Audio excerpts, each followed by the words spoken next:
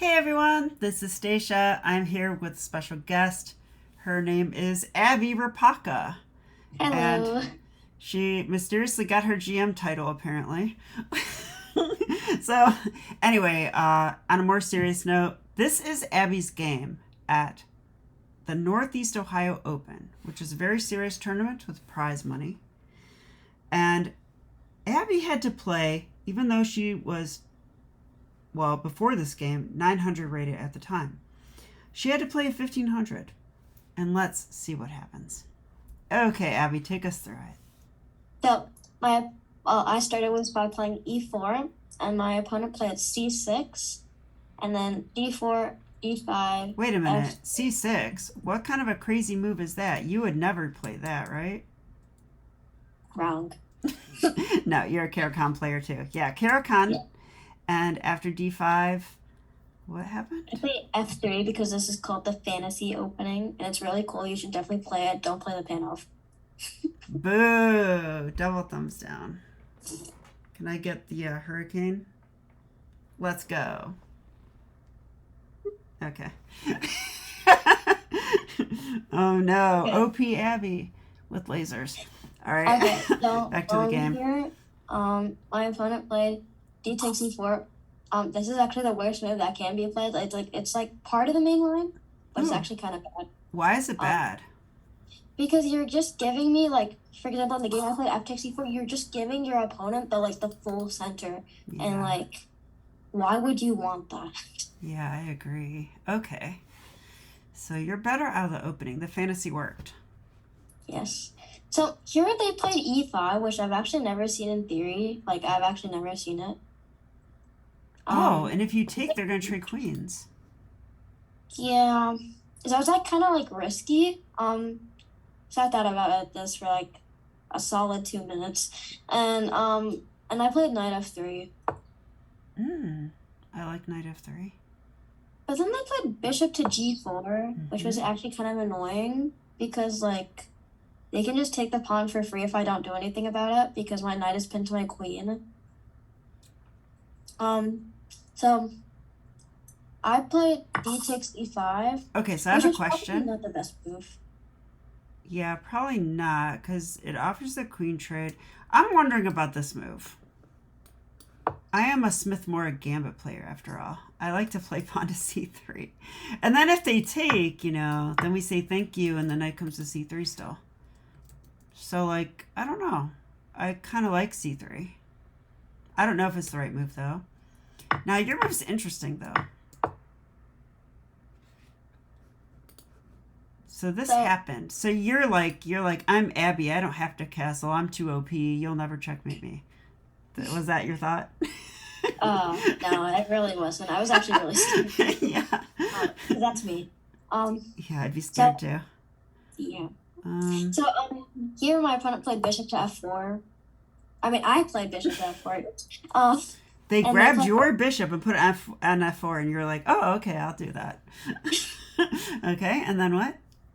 so they played rook to d8, and then I played bishop to d3, Good move. and then they played knight to c5. So for any viewers, I just want to point out that Abby played bishop to d3, blocking this, because if she played something like bishop e2, there is this. Knight takes with a discovery on the king. So Abby saw that, though. So she played bishop d3. So, here they play knight c5 because I think that's pretty self-explanatory, and they're putting more pressure on the pin piece. Yeah. So I played king e2. And they played knight takes d3. Probably a mistake. Yeah. Based on the question mark. So yeah, I just played c takes d3 because Yeah. yeah. I like it. So my opponent played bishop to c5, and then I played knight to d3, developing my piece, and then they played d5, which was apparently an inaccuracy due to the inaccuracy mark. Wait, that's the dubious mark. Oh. Dubious is worse than inaccurate. Inaccurate is also sometimes called interesting. Dubious means like not good, but not a blunder, but not good. So here, I also made a dubious move. I played rook a to c1, which wasn't the best. That move makes some sense though. It does, but I mean, there's a dubious mark. So. Yeah, I'm not sure why though. I was saying like bishop to e3 was best, like trying to trade the bishops. I mean, I guess that also makes sense, but like I kind of like my bishop defending the e5 square. I know it's kind of like blocked there, but I feel like that's also good. But you know, so here my opponent played bishop to d6, and I played h3 because that's what I played. So they played bishop takes f3. Get out of the pin. Yeah, so I was kind of surprised about this move. I thought they would kind of keep the tension, but they decided to let it go away, I guess. But release the tension. Okay, so you take with the pawn, I'm sure, right? Yep. You know, I don't get why you played g takes f3. Like, I don't get why I played that. Why? Like, you'd rather take with the king? Oh, wait. Okay, so I just realized if I take with the king, then they take my pawn. Yeah, that's why, for sure. Also, it just looks wrong as well. And it's just sad. But, like, this is, like, not a bad center. Like, now your king's... Your king's like, I don't need to castle. I'll build my own castle. Like, he's kind of safe. I feel like it's kind of useless. I mean, I don't know. This is just my opinion. I feel like it's kind of useless to castle now because it's like kind of like in the end game. You're 100% right. Okay. So I actually like your position a lot here. Like, you've got all your pieces out. You've got more center control. Like, what more could you want? This looks great. Yeah. So you outplayed a 1500 so far. Yeah. So here they played 97 to develop their piece. And I played bishop to g5, which was also a dubious / inaccuracy move. Oh, maybe because of f6. No. Because bishop to e3 was better trying to trade the bishops. Because with bishop to e3, they play f3 or 6 or something, and then you take, and then they take back. I can play a4 and kind of like counterattack the pawn. I don't know if that makes sense. But what if they go here? I mean, I think knight to d1 is good, rerouting the knight. This looks like computer chess to me because it's weird looking to me. Yeah, it is. But, I mean, I guess it kind of makes sense, but it's also kind of dumb in my opinion. I don't know if I should be calling the computer dumb, but like... Well, I don't know. If I calculated that and I got to knight to d1, I would probably be like, okay, I'm not so sure about this. Yeah. You know? So after bishop to g5, h6 was played. And then I played bishop takes e7. So I don't know if that was the best move at the time. I mean, I guess they're just trying to get their king into the center, which was probably a bad move. Yeah. Because like leave their king on the back row, right? Yeah. So what about bishop e3 again? I do like it because if they take you, they're just helping you like bring your king up in the endgame. This looks really nice for you. Oh, and then rook h to g1 after that. Yeah, that would look pretty. Yeah. That would look really good. But, okay, you played this endgame brilliantly, though. Oh, what happened here? This is actually a blunder. A blunder came. Bad timing on my part. Oh, yeah, this is the blunder. I remember this now. Yeah, so e2 is a blunder because they can play rook to d4, and then the king can go to rook c2. d4 is also a blunder. Oh, yeah, rook d4. So what could they do instead? Oh, sorry. Wrong theory. Here I still want like knight to d1 because why not reroute the knight and attack the c file pawn? I guess. I think that's actually. I think that's actually a pretty nice move. I think that's the main idea, is just attack the pawn. Oops. I feel like that's like a short-term plan, like too short-term like a plan, but I guess it works. Well, the knight will also appear here, and we become here. Yeah. Because if they push their pawn, it weakens the d5 square. Yeah, I think that is a strong move, actually. Okay. No, the computer's not wrong. Yeah, computer's not wrong. So here, after king d2, they played rook to d4, which was also a blunder. Because I can play knight to e2 and, like, attack the rook. Mm-hmm. And it was just kind of mean, like, sad for them. But like, of course, life is full of blunders and mistakes. So right after they blundered, I blundered again. I played king c. So Miss Stacia, why do you think this was a blunder? Good question. It's probably a blunder due to rook h2 d8, putting pressure on the pawn. Oh yeah, that's actually kind of sad. And then I guess I'm kind of blocking my rook, which was the whole point to go knight to d1. Oh, and now, right. if I do that, that's probably part of the reason too. Yeah, you're right. Both of those things. Okay, but I kind of get why you did this, because, like, you don't want your king in the center and you don't want your pawn pinned. So you're trying to run to safety. That makes a lot of sense. Okay. So they played rook h to d8. Attack the pawn. Oops. I keep clicking the wrong squares. Okay. And I played rook h to d1 to defend. So according to my calculations, the game is like about equal. Like, I think they have enough counterplay. But here they blundered. So I don't think the game's equal anymore. Yeah, so they played bishop to c7. Why is that a blunder? Well, because I don't know. Well, I'm thinking pawn to f4. I mean, pawn to f4. Yeah, I think that's, or maybe actually no. Yeah, pawn to f4. I'm thinking about knight to e2. I don't know.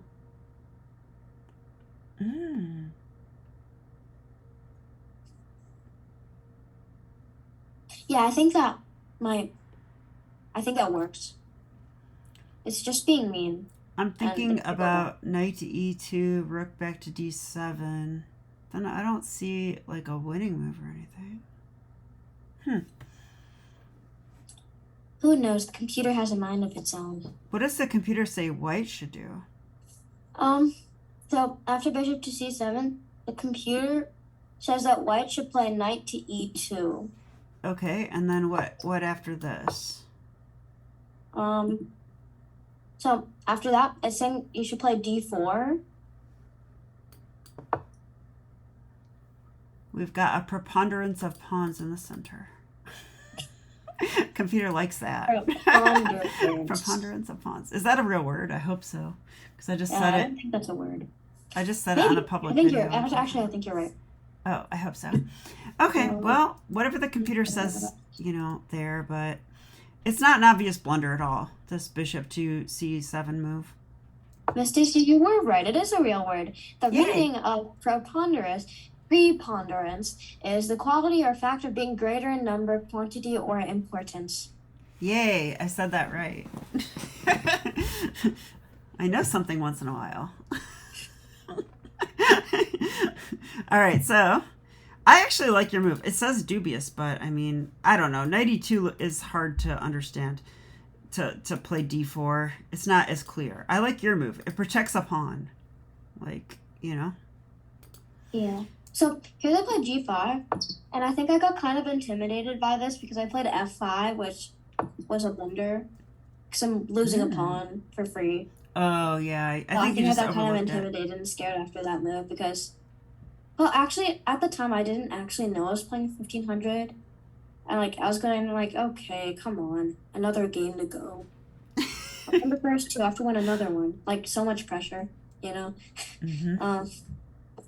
But yeah, I think you just overlooked this. You overlooked this. So I mean, So, okay, you're probably worse here, right? Yes, I am worse by quite a bit. So, why am I showing a game where you lose? Bad miss, Stacia. Okay, knight to e2. So you did play knight to e2. This happens. Attacks the rook. And now g4. So, here, this was a mistake, but like I actually calculated for a solid like 15 minutes here, and I would like to share my theory. Ooh, so please do. if I play knight takes, and then they take with their bishop, and then I take with the pawn, and they take the pawn. So like I think this is like kind of a solid plan. Push pawn, make queen, right? Yeah. So they took back, right? So what they're gonna do, like after they take back, so like every like person's plan is to go like rook there, right? Or rook there, or like rook there. Oops, or rook over here. Rook to g1. Like that's like every human's dream in this position, right? But Yeah. the bishop is actually on d4. If you like couldn't tell by the arrows, it's attacking g1. And then you're like, okay, what if I play rook to d2? Well, then if you go rook to d2, then the bishop can go to e3, winning the rook back. Ooh, skewer. Good analysis. Miss Stacia approves of that. Okay, so that means you can't take the rook, I guess. Or does it? Take. There's, I guess, other options. What did you do in the game? So what I did in the game, I took the rook because I'm Abby. So the bishop took back. But I remember you figured something out here. But what was it? My plan was to take the rook and the bishop took back and to get my rook on a skewer and lose. I actually, at this position, I was actually kind of going for a draw because it's like I feel like this is kind of dead equal. Well, I mean, they skewer you, but you won the exchange and you give the exchange back. So you're saying you're fine with equal. Yeah. So like after takes, take here. Yeah, this does happen. So there's a main question though. Which rook should I move? Should I move this rook over here? Or should I move this rook over here? So, what I did, well, I think it's obvious. I moved this rook. Yeah, if they go rook g1, then you lose a full rook. That's worse. Yeah. That's the other thing. I think that makes sense. I don't think you want to go there and then that happens. I mean, sure, you get like a fork, I think, but... Well, no, because they'll move their bishop away and then you win the pawn, but they're up the bishop. I mean, would you rather lose a rook and get a pawn? Or, just be equal? Comment down below. Yes, and like and subscribe. Thank you, Abby. So after after bishop takes e1, I took with my king. So if I play rook g8, I'm kind of surprised I didn't take the d3 pawn, because I think that makes sense. Okay. But so let's look at that for a second, though, because let's just say they do take it. I assume you would take here, right? Yeah. Now what would they do? I feel like they're winning in this position, but I could be wrong because they have an extra pawn. Wait, no, do they have that? Yes, they do. No, they don't. Well, never mind. I'll tell you a secret.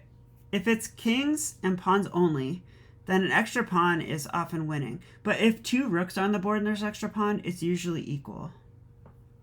That's interesting. I've never heard of that before. Unless you get the Lucina position, which I don't think I showed you yet. But I will. I think you did once. I won with the Lucina position before against Colin. Ooh, sorry. Wow. He's been on this YouTube channel before. Yeah, a couple times, I think. Yeah. Yeah, watch that video too. Mm-hmm. We'll link it below. Abby will link it below. Thanks, Abby. Totally know how to do it. Yeah, that's okay. We'll teach you. All right, so here, so I moved actually I was rewind a little bit. So the rook g8, and then I play king e2, bringing my king closer to action. King f6, king e3. And here they played the blunderous, that's not a word, but now it is. Blunderous move. King to e5. Ooh. Okay, I can tell you why this is a blunder. If they go here, my king can't step closer. And it's just like a sad day. They're like good. But they went here. Right there. And this is a blunder. Pause the video for a couple of seconds and see if you can figure this out. So like 3, 2, 1. Okay, so the move here is d4, kicking the king out. Ooh, yeah. And then king h6. And now my king can get in. Like now their king can, like, it's like, don't touch me. Like they can't get close at all. Yep, and you're attacking the pawn. Looks pretty good. So here they played rook to d8, and here I was kind of scared, and I play a mistake, rook to c2, and I guess this is kind of complicated, but I was thinking if they, no giveaways. I was thinking if they played here, then I could take and check, and I can go like that, and I can go like that. Yeah, it looks pretty reasonable. And I could take a pawn and be winning. Yeah, that looks good. So, but it's a blunder because, like, there. Oops. But well, let's go ahead and check again, like in your line. Like, why not play rook c7 check, and then after rook c7 check, oops. Yeah, right there. Now, what does computer say here? So the computer says that white is winning. Oh, so it I does? Guess yeah, so I guess it's saying that we could have stopped it earlier. Where? Here? That. Oh, did they not take the pawn? No, they didn't, actually. They moved their rook back, which is a complete blunder. Oh. And that makes sense. Because now they're just giving a free pawn with check. I can check their king, the king has to move, and I can move my rook back just in time. I'm still wait, we didn't get resolution on the other line though. Resolution? On which line? Like if they take this and you take here, this is supposed to be good for black, or is it good for white? Oh, the king can go to g7. Oh, and then they get covered. And it's sad. And you can't take here because they take here with check. Yeah, that's sad. Okay, that makes more sense now. Boo. So we can't win this pawn yet. And then if that pawn pushes, you still can't take because they take this. Yes, thank you. That's what I was thinking. Oh, okay. Now I feel better. I needed to know like why that doesn't work or whatever, because it looks like an idea for sure. But in the game, this made the blunder. Oof. So now we can play rook takes with check, and the king moves. We can go back. And Beautiful. Here they played f6 because they have no moves to play. Rook takes d3, and rook takes. I'm surprised they took with the rook because like they're down material. Why trade rooks? Like it's a higher drawn chance if they have the rooks on the board. Yeah, so lifeless kids don't do that. Like if you're down on material, which I actually often fail to do a lot. Miss Stacia knows. I don't follow her never trade lesson very often. Yeah. But like if you're down material, don't trade because it'll just be losing and they'll just have more pieces and it's not fun. Abby trades so much she's banned and she gets 10 never trade lessons in a row. No, I'm just kidding. It's true. But that all gets negated because she won this game against 1500. All right. Yeah, but like it's even worse than what you said, Abby. It's worse than that because if you are in a rook and pawn endgame, the biggest question is can you trade rooks? And the biggest answer is who has more pawns? And since white has more pawns, this is just, to me, a blunder. I would give that a blunder. So, okay. Yeah. Well, yeah. But you still have to win. It's not like that easy. So, after that, they played a5. I bring my king. And they played their pawn, which lets my king just come closer. And at this point in the game,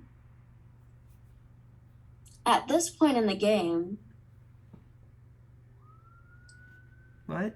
Are you looking at me for something? Oh, the comments. Okay. Let's check the comments, you guys. Oh, here we go. At this point in the game, Abby was very irritated. She had a rock in her shoe the entire day, and nobody knew this. So at the frustrating climatic moment, she yelled out uncharacteristically at her opponent, "Put your king on the ground now!" Like a police officer at a traffic stop. Just kidding.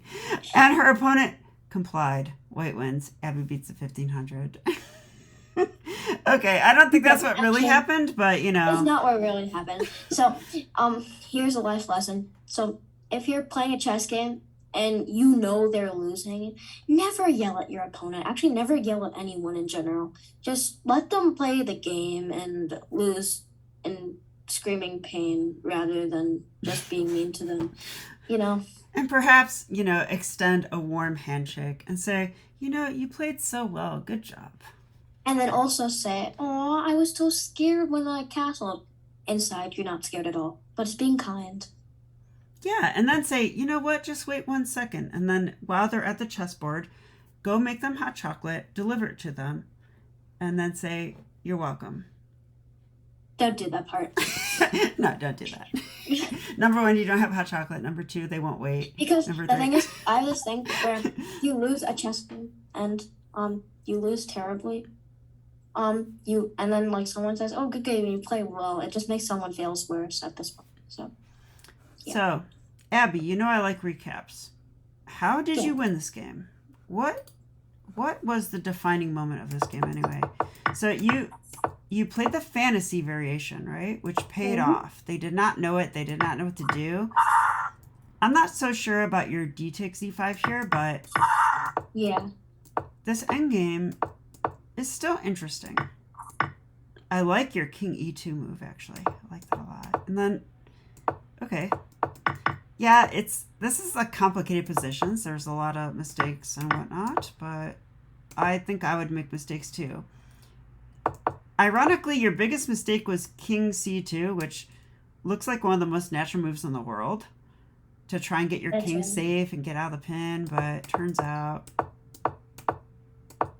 knight e2 is better. And then,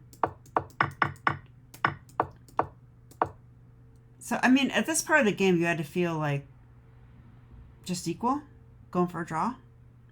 Yeah, at this point I was kind of going for a draw, but then never give up because you don't know what your opponent will do. Yeah, they didn't take that pawn because they want to keep their g pawn, which makes a lot of sense. But what doesn't make a lot of sense, going king e5. Yeah, so they just missed. They missed the fact that you get in there, and you were on it. You were on it. You got right in. Now, this move, it's hard to know it's a mistake, but it's because after rook takes, you cannot take the pawn. Because they always take here. And then they take here. And then they have that pawn. So that would be hard for me to see as well.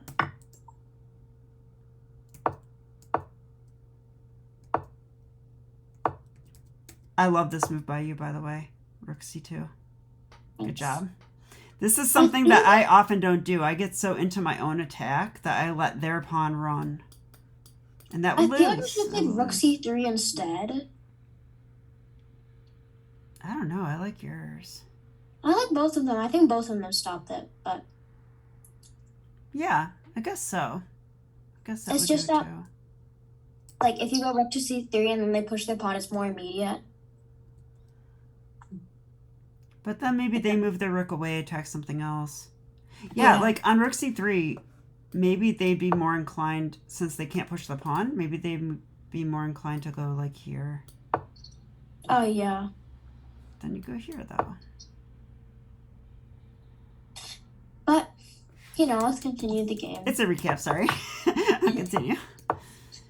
Yeah, this worked out really nice. So you stopped their pawn.